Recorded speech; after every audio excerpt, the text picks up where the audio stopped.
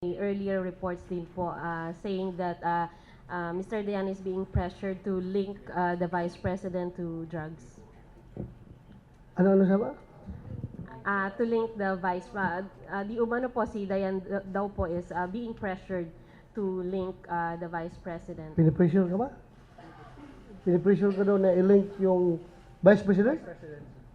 Sino bang gumawa ng istorya na yan? Ako, para bang sasabog yung ulo ko sa kakaisip, bakit may mga ganong effort mawawala ng saysay yung ating honest to goodness na investigation pag lumalabas yung ganyan na mga istorya. Meron bang gusto mag-link kay Vice President Leni Robredo? Tapos ikaw, puta, masyado ka naman bilib. Hindi, i-link mo daw sa illegal drug trade. Sir, pwede siya sa mic? Pwede po Kaya- si Mr. Dayan.